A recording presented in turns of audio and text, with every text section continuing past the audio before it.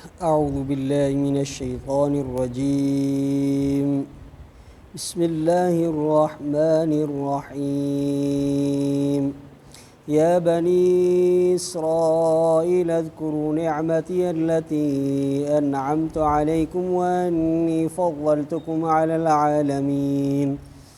واتقوا يوما لا تجزي نفس عن نفس شيئا ولا يقبل منها عدل ولا تنفعها شفاعة ولا هم ينصرون. وإذ ابتلى إبراهيم ربه بكلمات فأتمهن قال إني جاعلك للناس إماما قال ومن ذريتي قال لا ينال عهد الظالمين. وإذ جعلنا البيت مثابة للناس وأمنا واتخذوا من مقام إبراهيم مصلى وعهدنا إلى إبراهيم وإسماعيل أن طهرا بيتي للطائفين والعاكفين والركع السجود. وإذ قال إبراهيم رب اجعل هذا بلدا آمنا وارزق أهله من الثمرات من آمن منهم بالله واليوم الآخر قال ومن كفر فأمتعه قليلا ثم أضطره إلى عذاب النار وبئس المصير.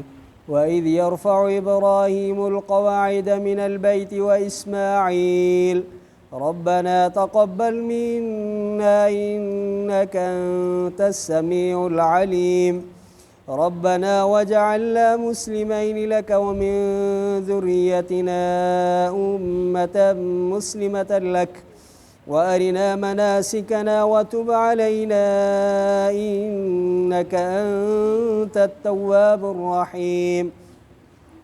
ربنا وابعث فيهم رسولا منهم يتلو عليهم آياتك ويعلمهم الكتاب والحكمة ويزكيهم إنك أنت العزيز الحكيم. صدق الله العظيम. ए बनी इसराइलियो याद कयो मुझे नेमतुन खे जो नेमतूं कयूं आहिनि मां तव्हां ते। बेशक मां फ़ज़ीलत ॾिनी मां तव्हां खे जहाननि ते। ड्रिजो उन ॾींहं खां जो न बदिलो ॾींदो को बे नफ़्स कंहिं बे नफ़्स जे तरफ़ां कंहिं बे शइ जो ऐं न क़बूल कयो वेंदो इन खां कोई एवज़ ऐं न नफ़ो ॾींदी इन खे का सिफ़ारिश ऐं न मदद कया वेंदा इहे। ऐं जंहिं वक़्तु आज़मायो इब्राहीम अलैहिस्सलातु वस्सलाम खे उन जे रब कुझु कलमनि सां पोइ पूरो कयईं इन्हनि खे। फ़रमायईं त बेशक मां बणाईंदड़ तोखे माण्हुनि जे लाइ इमाम या अॻुवाण ऐं चयईं त मुंहिंजी औलाद मंझां मुंहिंजी औलाद मां फ़रमाई त न हासिल थींदी अहद मुंहिंजो ज़ालिमनि खे। ऐं जंहिं वक़्तु बणायोसीं असां बैतुल्लाह खे माण्हुनि जे मोटण जी जॻह ऐं अमुन जी जॻह वठो तव्हां मक़ाम इब्राहीम खे नमाज़ जी जॻह करे ऐं मुआइदो कयोसीं ताक़ीद कयोसीं इब्राहीम अलैहिस्सलातु वस्सलाम ऐं इस्माइल अलैहिस्सलातु वस्सलाम जे तरफ़ त पाक कयो मुंहिंजे घर खे तवाफ़ कंदड़नि जे लाइ एतिकाफ़ कंदड़नि जे लाइ ऐं रुकू ऐं सजदो कंदड़नि जे लाइ। जंहिं वक़्तु चयो इब्राहीम अलैहिस्सलातु वस्सलाम ए रब मुंहिंजा कर तूं हिन शहर खे अमुन वारो ऐं रिज़्क़ ॾे तूं उन जे अहल खे मेवनि खां। जंहिं माण्हू ईमान आंदो इन्हनि मां अलाह ते ऐं आख़िरत जे ॾींहं ते ऐं जंहिं कुफ़ुर कयो इनकार कयो पोइ नफ़ो ॾींदासीं असां उनखे थोरो पोइ छिकींदासीं असां इन खे बाह जे अज़ाब जे तरफ़। ऐं बुछड़ियो आहे मोटण जी जॻह। जंहिं वक़्तु खणे पियो इब्राहीम अलैहिस्सलातु वस्सलाम बुनियादनि खे बैतुल्लाह खां इस्माइल अलैहिस्सलातु वस्सलाम ए रब असांजा क़बूल कर असांजे तरफ़ां बेशक तूं ॿुधंदड़ ॼाणंदड़ आहे। ए रब असांजा कर तूं असांखे फर्मा बरदारी कंदड़ पंहिंजे लाइ ऐं असांजे औलाद मां उम्मत फर्मा बरदारी कंदड़ उम्मत मुस्लिमा पंहिंजे लाइ ऐं ॾेखार तूं असांखे हज जा अहकाम हज जा अरकान तौबा क़बूल कर असां ते बेशक तूं तौबा क़बूल कंदड़ महिरबान आहीं। ए रब असांजा मोकिल तूं इन्हनि में अहिड़े रसूल खे जेको इन्हनि मां हुजे तिलावत करे इन्हनि ते तुंहिंजे आयतुनि खे ऐं सेखारे इन्हनि खे किताब ऐं हिकमत ऐं पाक करे इन्हनि खे बेशक तूं ई ज़बरदस्त हिकमत वारो आहीं। सूरतुल बक़रा उन जो 15 रुकू पहिरें सिपारे अलिफ लाम मीम जो भी 15 रुकू आयत नंबर 121 का आयत नंबर 129 ताईं मुकम्मल रुकू तिलावत कयोसीं तर्जुमे समेत। इन्हनि आयात जो मुख़्तसर तफ़सीर पहिरीं आयत में अल्लाह ताला बनी इसराइल खे पंहिंजूं नेमतूं पंहिंजा इनाम यादि ॾियारिया। ए बनी इसराइलियो मां तव्हां ते वॾा इनाम कया आहिनि वॾियूं नेमतूं कयूं आहिनि। मां तव्हांखे इज़त बख़्शी आहे पूरे जहाननि ते। उन ज़माने जा जेके बि अक़वाम आलम हुया उन में वधि मुअज़्ज़ज़ क़ौम बनी इसराइल जी हुई ऐं इन्हनि खे इज़त अल्लाह ताला बख़्शी हुई। किताब ॾिनो हो इल्मु ॾिनो हो त अल्लाह साईं फ़रमाइनि मुंहिंजे नेमतुनि खे यादि कयो। ॿी आयत में अल्लाह ताला फ़रमायो इहा ॻाल्हि ज़हन नशीन हुजणु घुरिजे ऐं उन ॾींहं जे लाइ तयारी हुजणु घुरिजे जंहिं ॾींहं में कोई बि नफ़्स कंहिं बि नफ़्स जे तरफ़ां कोई बि माण्हू कंहिं बि माण्हू जे तरफ़ां कंहिं बि शइ जो ज़रे बराबरि को एवज़ ॾे को बदिलो ॾे ईअं कोन थींदो। कंहिंखां कुझु एवज़ वठिजे पैसो पाई वठिजे कंहिंजी का कंहिंजे लाइ सिफ़ारिश क़बूल कजे ऐं कंहिंजी का मदद थिए अल्लाह ताला फ़रमाए ईअं कोन थींदो। दुनिया में जेके 3 तरीक़ा राइज आहिनि उन्हनि 3 तरीक़नि जी अल्लाह ताला तरदीद फ़रमाई। या त माण्हू असां पैसा भरींदा आहियूं या सिफ़ारिश हूंदी आहे वॾी या का वरी जेको आहे ॿी मदद हूंदी आहे। अल्लाह ताला 3 तरीक़नि जी तरदीद फ़रमाई त को एवज़ वठी करे आज़ादी मिले ईअं बि कोन थींदो। को वॾो को सिफ़ारिशी अचे ईअं बि कोन थींदो जो जहन्नम खां आज़ादी या अल्लाह वटि उन जी सिफ़ारिश जो को वॾो वज़न थी पए ईअं कोन थींदो। का मदद थिए ईअं बि कोन थींदो। बाक़ी सिफ़ारिश अंबिया जी मलाइकनि जी औलिया जी मोमिनीन जी उहा बि थींदी अल्लाह जे इजाज़त सां। जंहिंजे लाइ अल्लाह साईं चाहींदो उहा बि थींदी जॾहिं अल्लाह चाहींदो जंहिंजे लाइ चाहींदो। 3 आयत में अल्लाह ताला फ़रमाए त असां इब्राहीम अलैहिस्सलाम जो इम्तिहान वरितोसीं चंद कलिमनि सां। हिकिड़नि बुज़ुर्गनि लिखियो आहे त इब्राहीम अलैहिस्सलाम जो इम्तिहान हज जा मनासिक सेखारे अल्लाह ताला इहो इम्तिहान वरितसि। ॿियनि मुफ़सिरीन लिखियो आहे त काफ़िरनि बाह में विधसि उते सबुर कई इहो इम्तिहान हुयसि। 3 उलमाए कराम लिखियो आहे त उन ज़माने जे काफ़िरनि हज़रत इब्राहीम अलैहिस्सलाम खे पंहिंजे वतन खां हिजरत कराई इहो इम्तिहान हुयसि। ॿियनि उलमाए कराम इहो बि लिखियो आहे त अल्लाह ताला कुझु हुकुम कयसि उन्हनि ते अमल करण सां उन जो इम्तिहान हो। कुझु शयुनि खां अल्लाह साईं मनो फ़रमायसि उन्हनि खां रुकिजी पवण में उनजो इम्तिहान हो।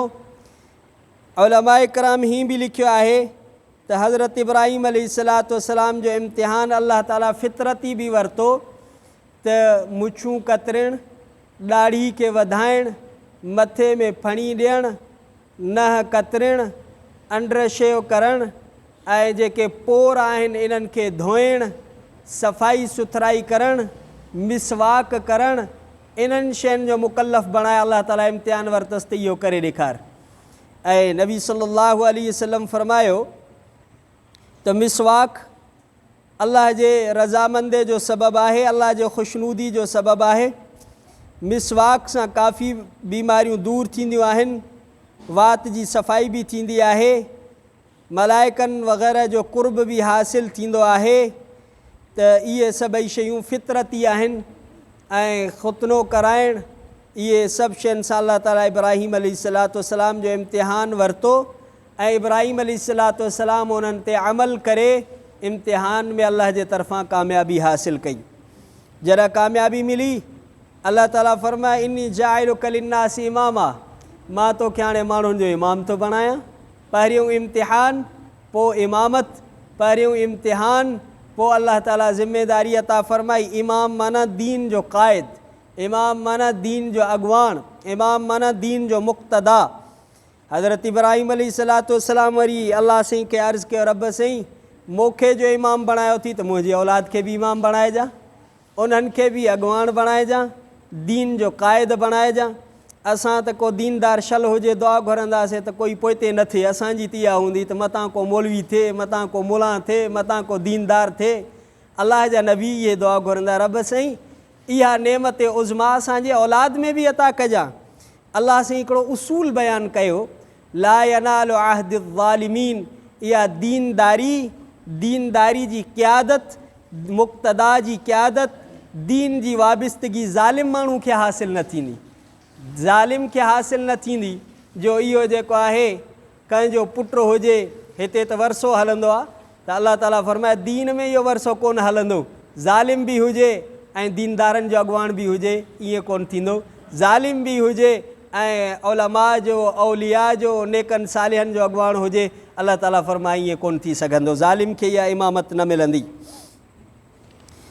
ऐं अल्लाह ताला पोइ फरमाए त बैतुल्लाह खे असां मसाबत बणायो आहे, सवाब जी जॻह बणायो आहे, मोटण जी जॻह बणायो आहे। बार बार कॾहिं उमरा थींदा, कॾहिं हज थींदा, बार बार माण्हू ईंदा, उते सवाब माण्हुनि खे मिलंदो। माण्हुनि जे लाइ इहा मोटण जी जॻह आहे, रुजू जी जॻह आहे, सवाब जी जॻह आहे। उहा अमना ऐं अमुन जी जॻह आहे, जो उते कंहिंखे बि इजाज़त कोन्हे क़तल करण जी, हरम पाक जे गाह पटण जी, हरम पाक जे कंहिं वण पटण जी, हरम पाक जे कंहिं शिकार करण जी इहा इजाज़त न आहे। एॾो अमन जो गाह वारो आहे, अल्लाह ताला अमुन जी जॻह बणायो आहे उन खे। अल्लाह ताला फरमाए वत्तख़िज़ू मिन मक़ाम इब्राहीम मुसल्ला, मक़ाम इब्राहीम खे उते बरकातू निमाज़।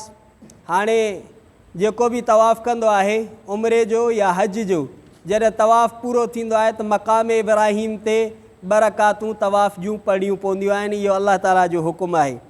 मक़ाम इब्राहीम छा आहे? इहो उहो पथर आहे जंहिं पथर ते इब्राहीम अलैहिस्सलाम चढ़ी करे बैतुल्लाह जी तामीर कई हुई।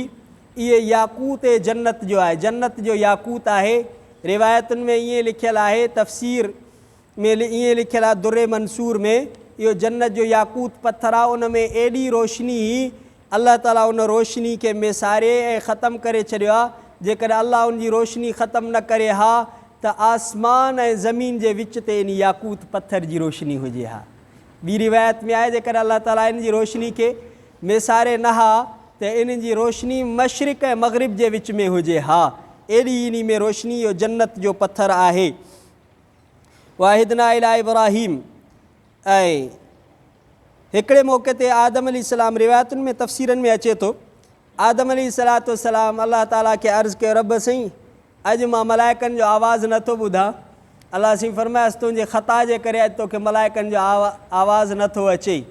हाणे तूं दुनिया में लही वञ, बैतुल्लाह खे वञी तामीर कर। इन बैतुल्लाह में हज़रत आदम अलैहिस्सलाम 5 जबलनि जा पथर इस्तेमालु कया, हरा जो, तूर ज़ीता जो, तूर सीना जो, जूदी जो। अल्लाह ताला हिन ज़मीन खे कोन ठाहियो त इहो अल्लाह वटि नक्शो बैतुल्लाह जो हुयो, ऐं इन नक्शो बैतुल मामूर जे बिल्कुलु सिधो आहे। बैतुल मामूर 7 आसमान खां मथे, ईअं ई जीअं काबतुल्लाह ठहियलु आहे, मलाइकनि जो काबो आहे, उते उहे तवाफ़ कंदा आहिनि। 70,000 मलाइक रोज़ तवाफ़ कंदा आहिनि, जंहिंखे ज़िंदगी में हिकिड़ो दफ़ो वारो मिलियो, वरी वारो न मिलंदो आहे। इहो बिल्कुलु मुहाज़ात में आहे, हिन जे बराबरि आहे। अल्लाह ताला फरमाए इब्राहीम अलैहिस्सलाम खे असां ताक़ीद कयोसीं, इस्माइल अलैहिस्सलाम खे ताक़ीद कयोसीं त मुंहिंजे घर खे तवाफ़ कंदड़नि जे लाइ ऐं एतिकाफ़ कंदड़नि जे लाइ, रुकू ऐं सिजदे कंदड़नि जे लाइ बुतनि खां पाक कयो। छो त पहिरियों हिते बुत रखियलु हूंदा हुआ। अल्लाह ताला फरमाए बुतनि खां मुंहिंजे घर खे पाक कयो। इब्राहीम अलैहिस्सलाम दुआ घुरी अल्लाह साईं का, रब साईं हिन शहर खे अमुन जो गहवारो बणा ऐं इन शहर वारनि खे मेवा खारा। इहा इब्राहिम अलैहिस्सलाम जे दुआ जो असरु आहे जो मक्को पथरेली ज़मीन आहे, उते ज़रात वग़ैरह कुझु बि कोन्हे, बाग़ात वग़ैरह कुझु बि कोन्हे, पर पूरे आलम मां अल्लाह ताला इब्राहिम अलैहिस्सलाम जे दुआ जे करे उन्हनि खे अहिड़ा मेवा खाराए थो जो पूरे जहान में अहिड़े क़िस्म जा कोन हूंदा आहिनि। मन आमन मिनहुम, जेका अल्लाह ते ईमान आणनि, आख़िरत ते ईमान आणनि। बाक़ी अल्लाह ताला हिकिड़ो दुनिया जे लाइ उसूल ॿुधाए, मन कफ़र फउमतिहु क़लीला, जेको माण्हू कुफुर कंदो उन खे थोरो नफ़ो ॾींदासीं, दुनिया में रिस्क रोज़ी मिलंदसि, पोइ वरी जहन्नम जे बाहि जे तरफ़ उन खे छिकींदासीं। ऐं इहो बुछड़ो टिकाणो आहे, बुछड़ी आहे मोटण जी जॻह। आख़िरी आयतुनि में अल्लाह ताला इब्राहिम अलैहिस्सलाम जूं ॿ दुआऊं ज़िक्र फ़रमायूं आहिनि। इब्राहिम अलैहिस्सलाम जॾहिं बैतुल्लाह जा बुनियाद खणे पियो, बैतुल्लाह खे तामीर करे पियो, इस्माइल अलैहिस्सलाम पथर खणी ॾेसि पियो, रब खां दुआ घुरनि पिया, रब्बना तक़ब्बल मिन्ना, रब साईं क़बूल कजां। अलाह जा नबी हिन ॿई, अलाह जो घर था तामीर कनि, रब खां दुआ था घुरनि, रब साईं क़बूल कजां। असां 5 रुपया 10 रुपया ॾेई आकड़िजी वेंदासीं त एॾो असां चंदो ॾिनो आहे। अलाह जा नबी हुया, दुआ पिया घुरनि, रब साईं पंहिंजी बारगाह में क़बूल फ़रमाइजां। इन्नका अंत समीउल अलीम, तूं दुआउनि खे ॿुधण वारो आहे, ॼाणंदड़ आहियां, ॼाणींदड़ आहे। रब्बना वजअलना मुस्लिमैन लक, रब साईं असांखे पंहिंजो फ़र्मा बरदार बणाइजां। वमिन ज़ुर्रियतिना उम्मतम मुस्लिमतन लक, असांजी औलाद में बि इहा फ़र्मा बरदारी रखजां, असांजे औलाद में बि इस्लाम खे बाक़ी रखजां। व अरिना मनासिकना, रब साईं असांखे हज जा अहकाम ॾेखार, हज जा अहकाम सेखार। व तुब अलैना, असांजी तौबह बि क़बूल कर। माण्हू को चङो कमु करे उन खां बाद में पहिरियों अलाह खां क़बूलियत जी दुआ घुरे, क़बूलियत खां बाद में वरी तौबा ताइब बि थिए, मतां इन्ही नेकी जे अमल में मूंखां का कोताही थी वई हुजे। असां करे आकड़, तकबुर, वॾाई, रिया, ॾेखाव, शोहरत, नालो, पंहिंजी कयल नेकियूं विञाए था छॾियूं। असां में एॾी आकड़ आहे। अलाह जो नबी आहे, दुआ घुरे थो, रब साईं क़बूल कजां। क़बूल करण खां पोइ तौबा थो करे, इन जो इहो आहे त नेकी करे माण्हू अलाह जे दर ते वरी तौबा करे, रब साईं ओहो मेयार मूं वटि कोन्हे को, पर तूं पंहिंजी बारगाह में शरफ़ क़बूलियत सां नवाज़जां। इन्नका अंत तव्वाबुर रहीम, तूं तौबा बि क़बूल कंदो आहे, महिरबान बि आहे।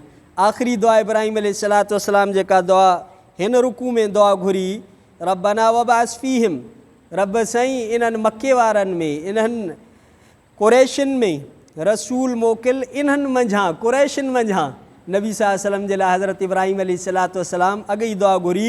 नबी सल्लल्लाहु अलैहि वसल्लम हज़रत इस्माइल अलैहिस्सलाम जे नसुल मां आहिनि, इन्हनि मां मोकिलिजां। यतलू अलैहिम, उन जूं सिफ़तूं कहिड़ियूं हुजनि, यतलू अलैहिम आयातिक, पहिरें नंबर ते क़ुरान शरीफ़ जी तिलावत करे।